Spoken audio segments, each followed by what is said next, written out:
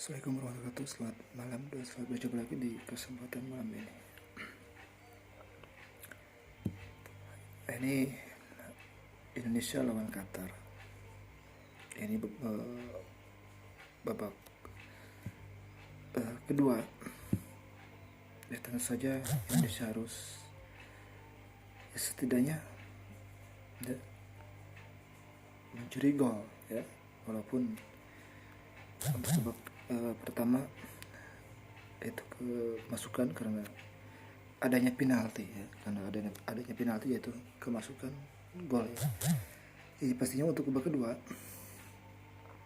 Indonesia harus lebih banyak menekan ya, lebih banyak menekan yaitu dari skuad Qatar ya, itu iya ya. Untuk permainan di babak kedua di babak pertama ya tadi ya, tentu saja ya untuk Qatar jelas untuk penguasaan bola ya, dia mendapatkannya ya, dan juga untuk passing ya dia ya jalan ya. Nah, itu untuk kelemahan ya, untuk kelemahan di lini ya, ini di squad ini di lini tengah ya, di lini tengah ini agak longgar ya, jadi ya terlalu mudah untuk bola itu hilang ya, dan juga passing ya ini agak kurang berjalan ya di ya setiap passing ini kurang berjalan ya, jadi tidak begitu efektif ya di babak pertama tadi ya. Nah, itu dan juga terlalu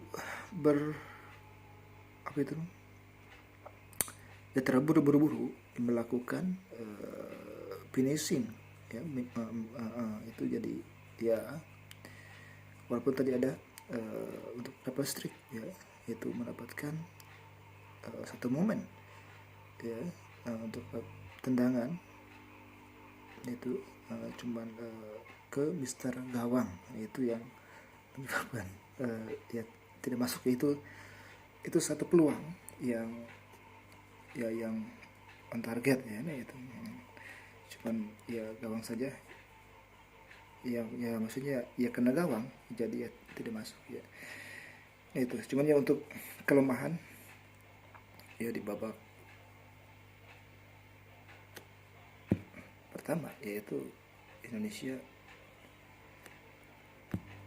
ya dari passing itu ya kurang akurat ya, dan juga terlalu terburu-buru ya, dan juga untuk lini tengah itu juga ya, itu untuk kekurangannya ya di situ ya.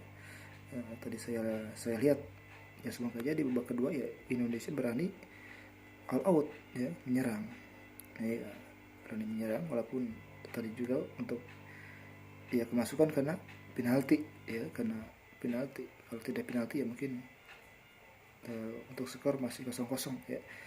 Itu cuma pasti di babak kedua ya, Indonesia harus berani keluar ya, harus berani menyerang.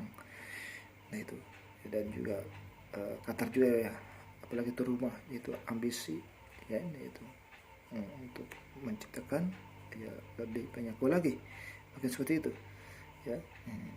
Ya pastinya untuk babak kedua ini pasti lebih seru ya, dan tentunya Indonesia harus keluar menyerang, yaitu ya, keluar menyerang ya. Nah itu, dan ya untuk passing ya mungkin itu ya tadi untuk ya, cara bermain ya saya lihat itu tadi kurang berjalan, jadi ya kurang efektif ya, jadi ya dari passing dan sebagainya ya. Nah itu mungkin di babak kedua pasti ada perubahan yang signifikan ya dari coach Sintayong ya untuk Indonesia ya. Saya rasa ya untuk skor imbang saja itu udah alhamdulillah ya. Nah itu ya, apalagi menang ya, apalagi menang ya, syukur-syukur menang ya. Nah itu ya mungkin kita saksikan aja untuk babak kedua ya.